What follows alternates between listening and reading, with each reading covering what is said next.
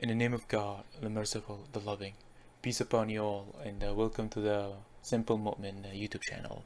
Today, I want to talk about my understanding of the story of Adam. Now, I believe the general understanding is Adam and Eve ate from the tree, and they realized they were naked, and they covered themselves, with the leaves of the tree because they felt ashamed of their nudeness, right? And we can get that understanding from the Bible if we read Genesis chapter 3, you know, verse 6 to 13, right? And they ate from the tree and they realized they were naked, so they covered themselves. And Adam answered, I heard you in the garden and I was afraid because I was naked, so I hid. God said, who told you you were naked? Have you heard ate from the tree? Adam said, the woman, so he blames his wife. The wife blames the serpent, and so on and so forth, right? Now, when I read the story using the Quran alone, so what's being said and what's not being said, right, I got a different understanding. Now, let's start with chapter 7, verse 20, for example. If we go there, is that chapter? Yep, that is okay. Satan whispered to them, to make apparent to them that which was concealed from them of their private parts. So this is the first. So this is a mistranslation, right? سيئاتهما does not mean private part. It means their evilness, right? Their evilness. So this is a mistranslation. And if you actually checked out how the word is used throughout the Quran, or how it's even translated in this website, 97% of the time it's translated as evil, right? Sometimes it's distressed, worse, horrible, but those are associated with evilness. We can get there, misfortune, right? But then when it comes to the story of Adam, they change it to their private part. Or okay, here they change it back to their shame, right? They're just trying to make it consistent. But if we look at how it's, they're trying to force the the Jewish Christian understanding in the Quran, right? They are influenced by it, the scholars, the imams, or whoever translated this Quran, right? So they say here, oh, it's their private parts, but it's actually their evilness, okay? And if we go to chapter 7, verse 22, we see here that again. Oh, and one more thing, the word سيئاتهما is a plural, so it's more than one sin, right? If you look at how this word is used, please. If we break it down, right? Here, huma, that's them, right? Them, right? So it's more than one person, right? It's more than one person. Sayyi'at, this is plural. This is sins or evils, right? Evil. I don't know that, right? Sayyi'at is a plural form of sayyi'ah. Sayyi'ah is one sin, and it's used in the Quran, right? So obviously, Adam did more than one sin. The only one that is mentioned in the Quran is eating from the tree, right? The tree. But he actually did more. So what are those and why they're not mentioned in the Quran? And I will try to explain this. But moving forward right now, if we go to chapter 22, right? Here again it says, and then they tasted from the tree, and their private parts, again, right, became apparent to them, right? So their evilness, right, became apparent to them, and they began to fasten together over themselves from the leaves of the paradise. So in here, I don't take this as a meaning of like they were trying to cover their body, right? Like because they realized they were naked. Again, if God wanted to say private part, there is an Arabic word for it, and He uses it in the Quran. If we go to chapter 24, verse 30, كل المؤمنين يحفظوا فجورهم, right? To protect their fujurahum, which is the private parts. Uh, so if God wanted to say private part, he could have easily said what? Their fujurahum. بدت لهما فجورهم, right? Very easy. But instead he said سيئاتهما, right? Their evilness. And there is nothing evil about our reproductive system. I think again, they're just they're persuaded, or they're influenced by the Jewish Christian, the Judaism Christian belief, and that's why they translate it that way. So here, in my understanding, when they cover themselves with the leaves of paradise, I believe they're just trying to hide because they felt ashamed of themselves, of their sins, right? And this is very normal. Like when a kid, even like we see that in kids, when they do something wrong, they try to hide, or they try to hide it, whatever they did wrong, right? And even the adults, they do the same thing when they, if they steal or kill and the police is around, they run and hide because they don't want to get caught and face face consequences of their actions, right? And I think that's like one of a normal human behavior. And so basically what I understand here is Adam, before eating from the tree, he did not understand what is evil, right? He only had one rule: do not eat from this tree, right? And God told him, uh, everything else is fair game. You just don't eat from that tree. And Adam was doing whatever he wants. Even the angels told God. They said to God, "Are you gonna create those who gonna spill blood and corrupt the earth?" Right? So Adam has a nature of being, of corrupting things, right? It's in our nature, right? It is in our nature, because in chapter 26 here God says it, Ya bani Adam. Now God is speaking to all of us, right? Ya bani, O children of Adam, right? This is all of us. قد أنزلنا عليكم لباسا, right? We have sent down, right? Libasa, a cover. Now here they say, they translate it as clothing, again, because they're trying to force the the Judeo-Christian understanding to conceal their private parts, again, no, and the dormant. Okay, so libasa, to cover, right? Yuwarri here means to put behind. Okay, like warak, بص warak, look behind. Okay, so here yuwarri means to put behind. So I don't take it as a physical, put behind you, right? This is more like the general bigger meaning, right? To put behind you, because if whatever behind you cannot see, right? What are we gonna put behind? Sayyi'atukum, right?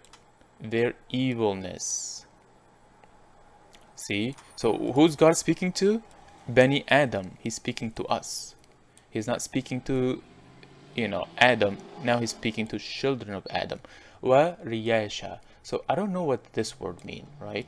I put a question mark here because I don't know what it means. The word reminds me of risha or rayash, which means feather, right? Right? So, and humans don't have feathers.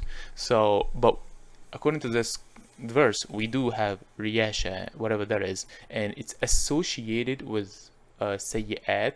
So I believe it's a negative word, right? It's not something good or positive.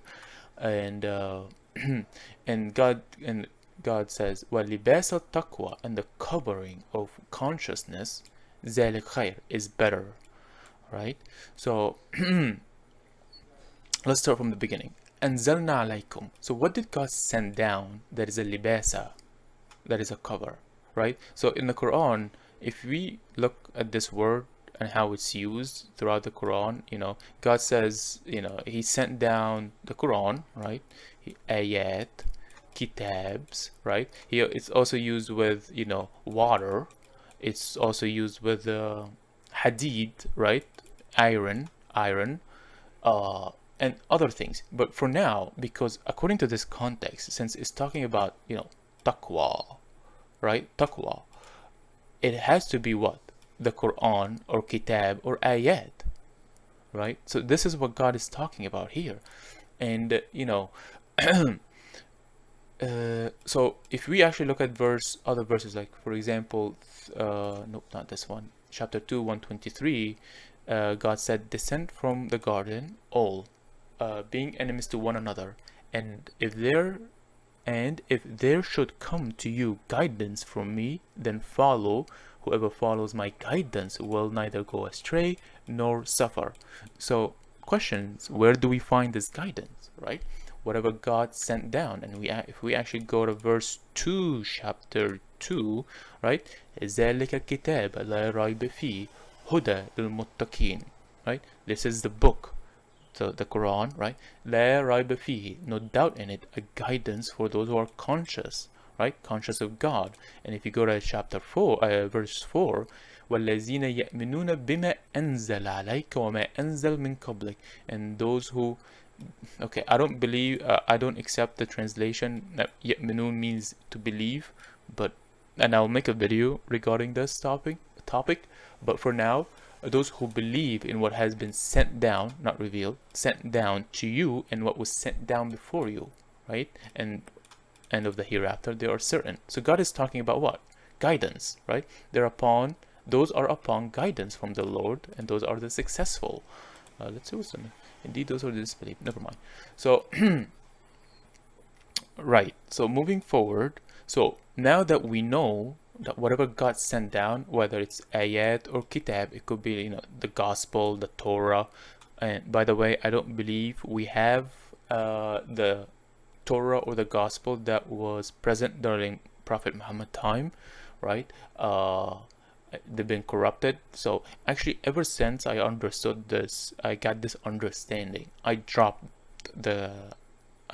reading the Bible, like trying to make the Bible and the Quran, or trying to make the Bible complement the Quran, right? If you read the Bible, I believe it will influence your understanding of the Quran. So in order for us to be Quran alone, we just have to read the Quran, what's in there, and what's in laws of nature, because laws of nature are ayat. Ayat means evidence, right? And laws of nature, gravity and photosynthesis, and chemical reactions and physics and math. Those are God's evidence. Those are designed by God, and that's the only two, so far, if I could think of it, two source of my guidance, of how I get, try to guide myself or understand this Quran, right? So moving forward, yeah, so basically, that's my understanding. I don't know if I missed anything else. The opposite of sayyi'at is hasanat, right? We can, there are many verses that implies that, except those who repent and believe and do righteous work, for them God will replace their evil deeds with good. Their sayyi'atuhum hasanat, right? So obviously the opposite of sayyi'at is hasanat.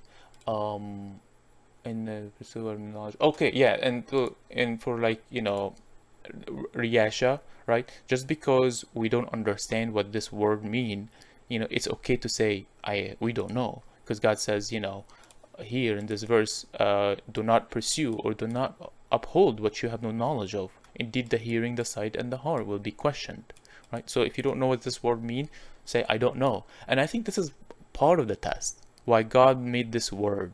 Like he used this word, like if you look at how it's used in the Quran, it's actually only used once. So we can't even, like, question mark, what is this? You can use a dictionary and they say feathers, but then like, what do you mean? And the word adornment is used many times in the Quran. It's not riyasha, it's zina, zinnat. Probably mispronouncing this word. But there you go, right? And say those who forbidden the adornment of Allah. كل من حرم زينة الله التي لعباده, right? أخرج لعباده, which he has produced for his servants, right?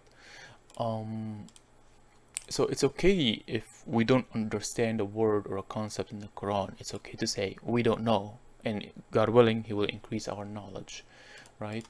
I think I covered everything I want to say. So yeah, just a recap. Okay, so just a quick recap.